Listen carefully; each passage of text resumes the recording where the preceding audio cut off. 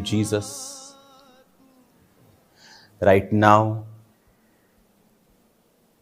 जो ऑनलाइन हैं, जो ब्रांचेस में मौजूद हैं, पिता तेरे वचन के द्वारा ये नरिश और ब्लेस्ड आशीषित किए जाएं। खुदावन तेरा वचन इनसे बात करे, इन्हें आशीषित कर, ब्लेस कर खुदावन। इनकी जिंदगियों के सारी स्ट्रेस को तू खत्म कर इस वचन के द्वारा। ये तेरे पीछे चलें खुदावन, तेरी आत्मा से भरे खुदावन। अजीब और अचंभी रीति के साथ उनकी जिंदगी में कार्य कर। प्रभु यीशु मसीह के पवित्र नाम में हम मांगते हैं, आमीन आमीन। Hallelujah. God bless you all. आज मेरा बिलीव है कि जब हम इस वचन को सुनेंगे तो खुदावंद का आत्मा, बहुतों को मैंने देखा है स्ट्रेस से फ्री होते हुए। ये स्पिरिट खास तौर पे मैं फॉरेन कंट्रीज में देख रहा हूँ। आई डोंट नो व्हाई, ये मुझे परमेश्वर का आत्मा दिखा रहा है। एक अजीब किस्म का स्ट्रेस जो कि होना नहीं चाहिए, लेकिन आप उससे फ्री हो सकते हैं। आज का वचन ध्यान से सुने, अपने जीवन में पवित्रताई का नियम बनाएं और आज ध्यान से इस वचन को सुने। बाइबल कहती है, यूहन्ना नबी की पुस्तक उसका 1 जब आप हम पढ़ते हैं तो उसमें लिखा है, यहोवा का वचन अमित्ते के पुत्र योना के पास पहुंचा। उठकर उस बड़े नगर नीनवे को जा और उसके विरुद्ध प्रचार कर, क्योंकि उसकी बुराई मेरी दृष्टि में बढ़ गई है। योना यहोवा के सम्मुख से तरशीश को भाग जाने के लिए उठा और याफा नगर में जाकर तरशीश जाने वाला एक जहाज पाकर भाड़ा देकर उसमें चढ़ गया। यहोवा ने समुद्र में एक प्रचंड आंधी चलाई, समुद्र में आंधी उठी, जहाज टूटने पर हो गया। तो वचन कहता है कि जब वो परमेश्वर की आवाज को उसने सुना तो तरशीश को भाग जाने के लिए निकल गया। तो भाड़ा देकर चढ़ गया जहाज के ऊपर, लिखा, और परमेश्वर ने आंधी चलाई। जब आंधी चली, तूफान, लहरें उठने लगी, तो वो लोग जो जहाज में जो काम करते थे, जहाज को चलाने वाले थे, वो लिखा व्यापार की जो सामग्री थी जहाज की फेंकने लगे कि जहाज हल्का हो जाए और हम बच जाएं। और ये भाई साहब योना नीचे जहाज के निचले हिस्से पे जाकर सो रहा था और मांझी ने उसे उठाया। अगर आप पढ़ेंगे पूरा एक अध्याय पूरा पढ़ेंगे, पहला योना, आपको मालूम होगा। जब उसे उठाया तो पूछा, भाई तू कौन है? उसने कहा, मैं योना हूं।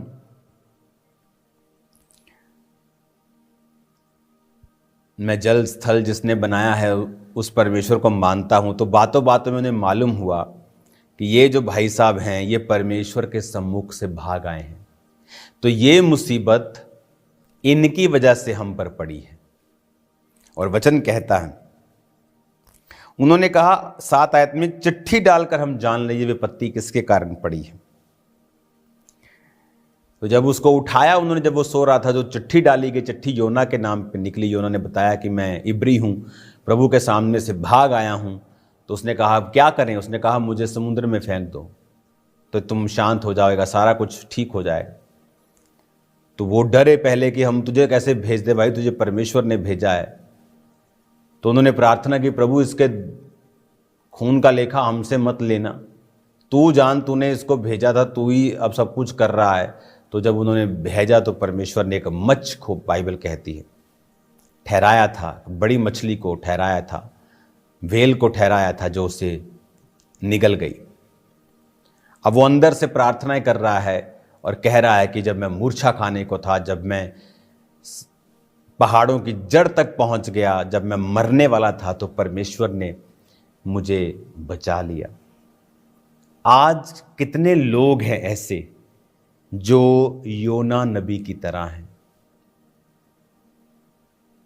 आपको मालूम कितने लोगों के जीवन में इसलिए मुसीबत है क्योंकि वो परमेश्वर के कार्यों से भाग रहे हैं।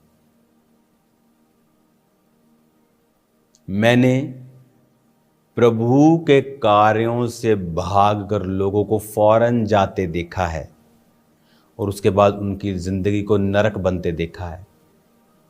वो फौरन जिसे स्वर्ग समझ के लोग सेवकाई को छोड़ के चले जाते हैं, उनकी फैमिलीज, उनकी पर्सनल लाइव्स नरक भोगते हुए मैंने देखा है।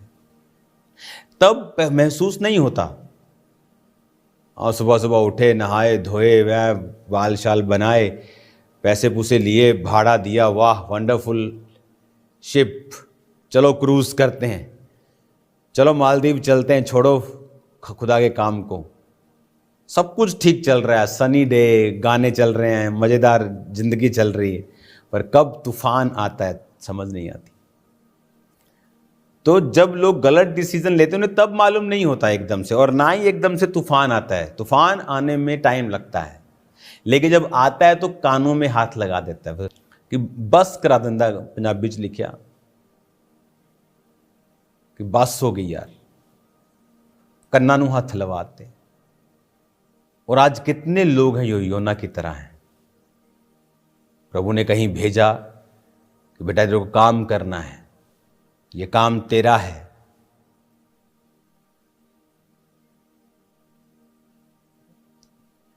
लेकिन हमें लगता है ओह कोई बात नहीं, कोई और कर लेगा, मुश्किल है, आए नहीं परमेश्वर वो कहाँ मन फिराएंगे, वो बड़े अजीब से लोग हैं, वो तू बड़ा दयालु है प्रभु, तू कौन सा उनको मारने वाला, मैं चला भी जाऊंगा तो नाश कर देना, तूने कौन सा नाश कर, तू बहुत दयालु है।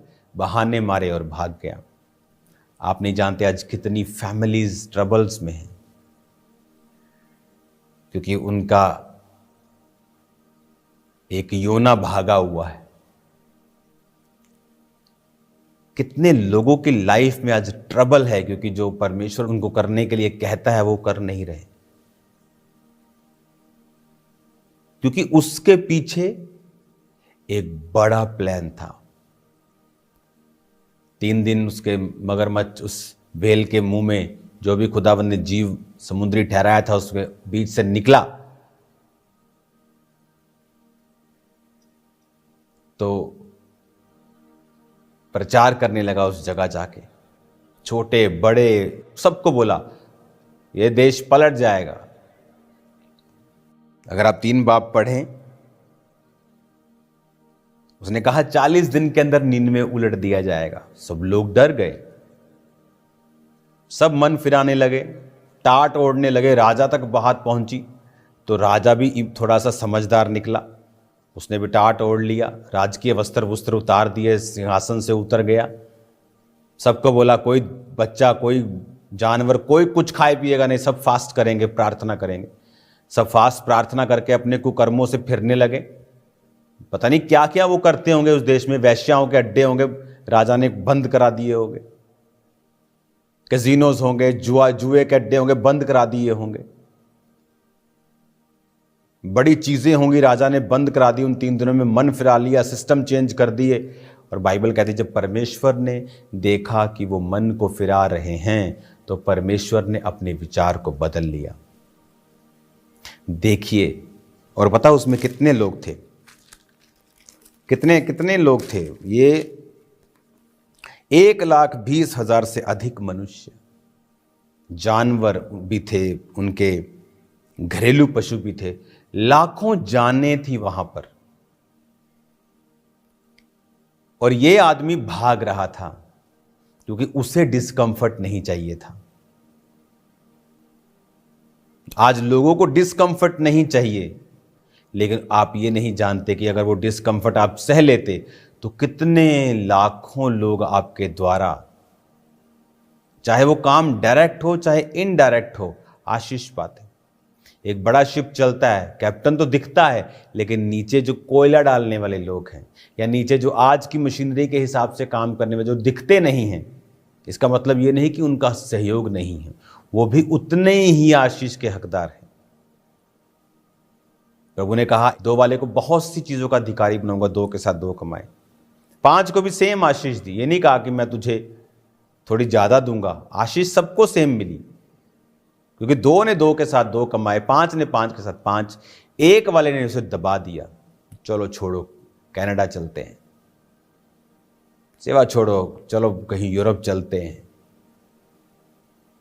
तो आज जब उनकी जिंदगी में दुख आते हैं तब भी वो इतने बुद्धू, इतने निर्बुद्धि, इतने बेवकूफ़ लोग हैं, अभी भी नहीं समझते हैं कि हम आज की जनरेशन के योना हैं।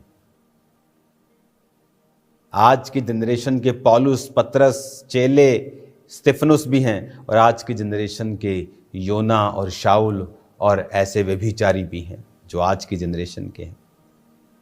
आज भी सदूकी फरीसी आपको विरोध करते हुए लोगों का मिल जाएंगे छोटी छोटी बातों के ऊपर, और आज भी परमेश्वर की आत्मा की सहायता से चलने वाले, प्रेरितों की तरह चलने वाले लोग भी मिल जाएंगे आपको। जीवित और मुर्दा चर्च दोनों मिल जाएंगी आपको।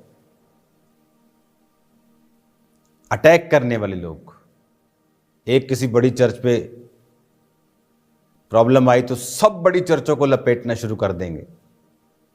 यह दिखाता है कि उनके मन में कड़वाहट है, वो आपको असल प्रेम नहीं करते हैं। स्थिर नहीं है लोग, एक स्पिरिट के नहीं हैं लोग, नकली हैं लोग। आपको कुछ कहेंगे, पब्लिक में कुछ कहेंगे, वो दोगले चरित्र के लोग हैं आज, इसीलिए प्रभु उनको बढ़ाता नहीं। कुछ भी कर लें वो बढ़ाता नहीं, एक लेवल के ऊपर रखता है, क्योंकि चरित्र बहुत बड़ी चीज़ है, सबसे बड़ी चीज़ है। जो खुदा ने काम सौंपा है, बड़ा हो छोटा हो, उससे भागे नहीं, क्योंकि उसमें आपकी ग्लोरी है, महिमा है, सुरक्षा है, बरकत है।